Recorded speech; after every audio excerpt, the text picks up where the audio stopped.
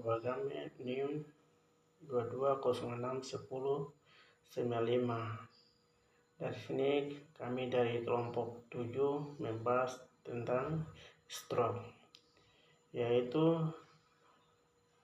pertama penyebab yang pertama jenis kelamin pria lebih rentan terkena stroke karena sering mengonsumsi rokok. Di rokok terdapat zat-zat kimia seperti nikotin, bencana.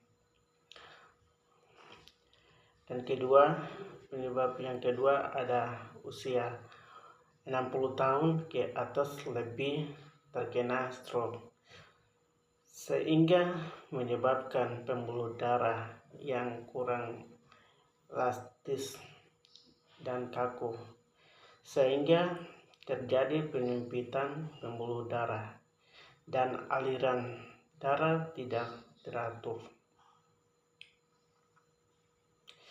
Yang ketiga ada diabetes meletus, sehingga kadar gula dalam darah meningkat dan terjadi penempelan di pembuluh darah dan terjadi aterosklorosis. Aterosklorosis adalah plak yang ada menempel di pembuluh darah sehingga terjadi penyempitan di pembuluh darah. Aliran darah terganggu. 4. Penyebab ada kolesterol. Kolesterol penyebab menumpukan kolesterol LDL di dinding arteri.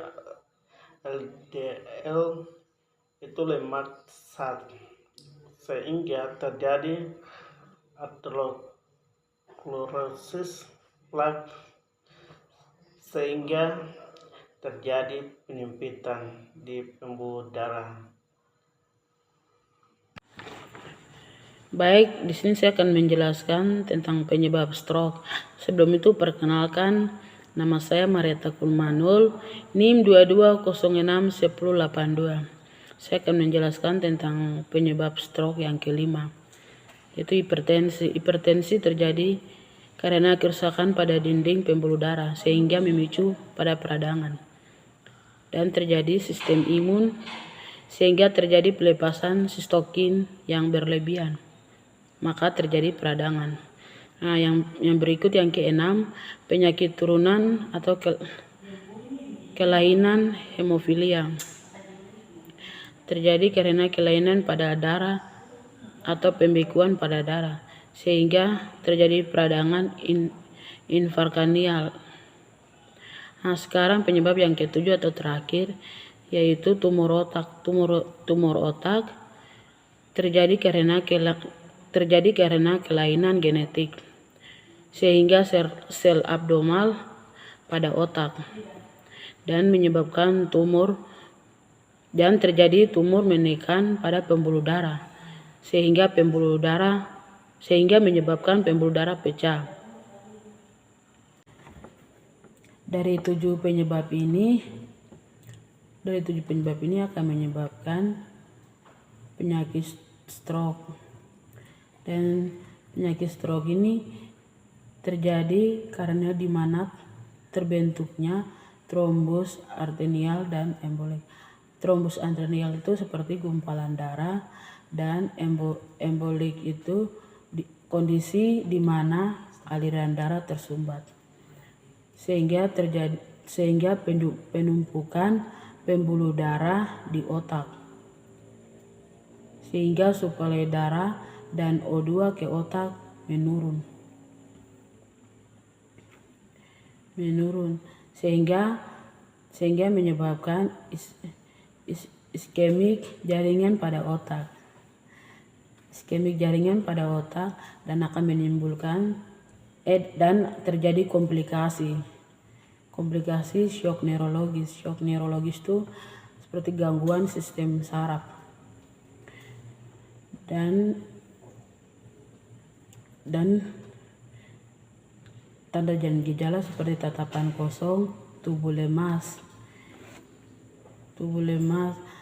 sehingga metabolisme anaerob meningkat.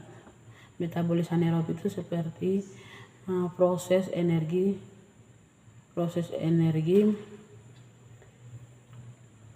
tanpa menggunakan oksigen akan meningkat, sehingga terjadi penumpukan asam laknat.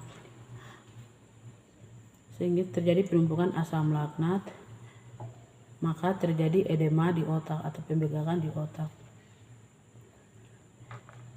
sehingga terjadi stik atau tekanan darah di otak meningkat. Tik itu tekanan di otak, sehingga terasa nyeri. Dan di sini kami kelompok mengambil masalah keperawatan nyeri akut.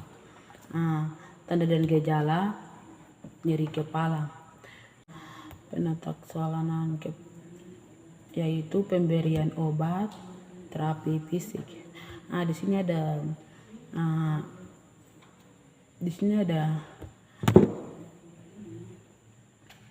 ada pemeriksaan penunjang seperti X-ray, scan, MRI. Iskemik jaringan pada otak, sehingga terjadi infark otak, maka terjadi defisit neurologis. Perkenalkan, nama saya Veronica Tessa Sirap dengan NIM 22061024. Di sini saya akan menjelaskan kembali tentang perjalanan penyakit stroke pada bagian stroke hemoragik atau pecahnya pembuluh darah. Jadi, dari penumpukan pembuluh darah di otak itu akan menyebabkan tekanan pembuluh darah di otak meningkat, sehingga terjadilah kerusakan pada pembuluh darah dan pembuluh darah menjadi pecah. Dari pembuluh darah menjadi pecah ini terjadilah perdarahan di intrakarnial. Dari perdarahan intrakarnial ini jadilah stroke hemoragik atau pecahnya pembuluh darah di otak. Dari stroke hemoragik ini terjadilah proses metabolisme dalam otak terganggu, sehingga terjadi arteri interna dan terjadi arteri cerebri. Dari arteri karotis interna ini terjadi suplai darah ke mata menurun dan terjadi disfungsi nervus karnial otak. Dari disfungsi nervus karnial otak ini terjadilah penurunan kemampuan untuk melihat sehingga terjadi kebutaan. Dari kebutaan ini, masalah keperawatan yang diangkat itu adalah resiko jatuh. Dari resiko jatuh ini memiliki penata laksanaan seperti penggunaan alat bantu atau tongkat dan latihan fisik, dan memiliki juga tanda dan gejalanya seperti gangguan penglihatan dan hindari aktivitas fisik. Pemeriksaan penunjangnya itu berupa pemeriksaan postur dan mobilitas dan pemeriksaan penglihatan. Kemudian dari arteri cerebri media ini terjadi disfungsi nervus aksesorius atau penurunan fungsi motorik dan muskuloskeletal, sehingga terjadi hemiprase atau plegi kanan dan kiri. Hemiprase plegi kanan dan kiri ini tekanan di salah satu sisi tubuh dan terjadi tira baring yang lama, sehingga terjadilah luka dekubitus. Dari luka dekubitus ini, masalah keperawatan yang diangkat itu adalah gangguan integritas kulit dan jaringan. Dari gangguan integritas kulit dan jaringan ini memiliki penata laksanaannya yang berupa pemberian salep dan obat antibiotik dan mengganti perban katun atau elastis, dan memiliki tanda dan gejalanya itu berupa kerusakan jaringan di kulit dan kemerahan, sehingga pemeriksaan penunjangnya itu memeriksa area luka atau USG dan mengambil sampel luka. Dari stroke hemoragik ini akan melakukan tindakan pembedahan, yang dimana pertama itu preoperasi atau sebelum melakukan tindakan, dan yang kedua itu intraoperatif atau sementara melakukan tindakan, dan yang ketiga itu postoperasi atau setelah melakukan tindakan. Dari sebelum melakukan tindakan operasi, seseorang itu akan kurang mengetahui atau keterbatasan akses informasi, dan sehingga seseorang itu akan kurang menerima informasi sehingga dia merasa cemas karena belum tahu tentang informasi pembedahan tersebut, sehingga masalah keperawatan yang diambil itu ansietas. Dari masalah keperawatan ansietas ini memiliki penata laksanaannya berupa dukungan keluarga, terapi relaksasi, dan terapi kognitif. Dan tanda dan gejalanya itu berupa wajah pucat, keringat berlebihan, dan tremor. Sehingga pemeriksaan penunjangnya itu adalah pemeriksaan fisik. Dari sebelum melakukan tindakan itu, kita akan berlanjut ke sementara melakukan tindakan operasi, yang dimana manipulasi jaringan otak dan pembuluh darah, dan terjadi kerusakan pada pembuluh darah, sehingga dari situ akan meningkatnya tekanan di intrakarnial. Dan masalah keperawatan yang diambil itu adalah resiko perdarahan. Dari resiko perdarahan ini memiliki penata laksanaannya yang berupa observasi luka operasi, pemantauan TTV, pemberian antibiotik, dan tanda dan gejalanya seperti peningkatan denyut jantung dan penurunan tekanan darah. Dan pemeriksaan penunjangnya yaitu pemeriksaan fisik, CT scan, dan USG. Selanjutnya setelah dilakukan pembedahan. Dari setelah dilakukan pembedahan ini, terjadi kerusakan jaringan di saraf, sehingga impuls nyeri dibawa ke otak, dan otak menerjemah impuls nyeri. Sehingga masalah keperawatan yang diambil itu adalah nyeri akut. Dari nyeri akut ini memiliki penata laksanaannya yang berupa teknik relaksasi napas dalam, pemberian obat analgetik.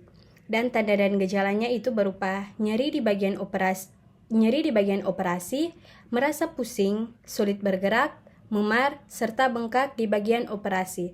Dan pemeriksaan penunjangnya yaitu pemeriksaan fisik.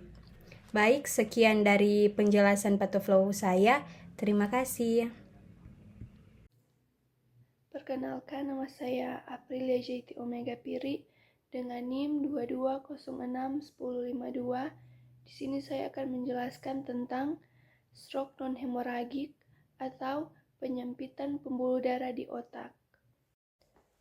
Stroke non-hemoragik terbagi menjadi 4. Yang pertama, iskemik pada arteri cerebral sehingga terjadi gangguan promotor area sehingga terjadi kerusakan neuromuskular atau gangguan di saraf otot. Dari kerusakan neuromuskular akan terjadi hemiplegia atau kelumpuhan di salah satu sisi tubuh, sehingga kemampuan otot menurun dan kelemahan otot menurun. Dari kelemahan otot menurun sehingga terjadi penurunan kontrol volunteer sehingga mengalami kelumpuhan. Masalah keperawatan yang kami ambil yaitu gangguan mobilitas fisik sehingga timbul tanda dan gejala, kekuatan otot menurun, mengeluh sulit menggerakkan ekstremitas, penata laksanaan, terapi obat, terapi fisik, pemeriksaan diagnostik, ronsen, MRI, CT scan, EKG, dan rentang gerak. Kerusakan neuromuskular ini juga dapat terjadi hemiparesis atau kelemahan otot di salah satu sisi tubuh sehingga terjadi kemampuan otot menurun, sehingga mengalami kelemahan otot. Dari kelemahan otot ini dapat terjadi kemampuan aktivitas menurun sehingga masalah keperawatan yang kami ambil yaitu intoleransi aktivitas, sehingga timbul tanda dan gejala nyeri otot, kelelahan berlebihan, penata laksanaan, terapi fisik, latihan jalan, pemeriksaan diagnostik, EKG, dan analisa darah. Dari kelemahan otot ini dapat terjadi kemampuan merawat diri menurun sehingga masalah keperawatan yang kami ambil itu defisit perawatan diri sehingga timbul tanda dan gejala kelemahan otot. Pada pelaksanaan, identifikasi kebutuhan, pemeriksaan diagnostik, pemeriksaan kesehatan umum, fiskis, dan skala hidup. Stroke non-hemoragi yang kedua itu iskemik pada arteri cerebral medial yang akan terjadi gangguan bronchomotor speech area atau gangguan dalam kesulitan berbicara, serta ucapan menjadi lambat sehingga terjadi sulit mengulang ucapan, sehingga mengalami ekspresi nonverbal. Sehingga masalah keperawatan yang kami ambil yaitu gangguan komunikasi verbal, sehingga muncul tanda dan gejala kesulitan berbicara, penata laksanaan, terapi bicara. Perkenalkan, nama saya Shelly Rameng dengan NIM 22061057. Saya dari kelompok 7 dan saya akan membahas mulai dari iskemik pada cerebral medial sampai iskemik pada medula oblongata. Nah, iskemik pada arteri cerebral medial juga dapat menyebabkan gangguan gustatory area atau gangguan pada indera perasa yang menyebabkan sulitnya untuk menelan sehingga terjadi perubahan selera makan yang menyebabkan intake makanan menjadi menurun dan berat badan pun ikut menurun, sehingga diangkatlah masalah perawatan defisit nutrisi dengan penata laksanaan itu memberikan nutrisi yang banyak serta konsultasi dengan ahli gizi. Dengan pemeriksaan penunjang itu pemeriksaan status gizi. Kemudian terjadi juga iskemik pada cerebral posterior. Terjadi gangguan visual area atau gangguan pada penglihatan yang menyebabkan diplopia hingga penglihatan menjadi kabur serta sulit untuk fokus dan gerakan mata menjadi berubah-ubah. Juga dapat menyebabkan defisit visual hingga buta warna sehingga diangkatlah masalah perawatan gangguan persepsi sensori dengan penata laksanaan itu terapi obat antibiotik dan pembedahan dengan pemeriksaan penunjang itu endoskopi. Kemudian terjadi juga iskemik di medula oblongata.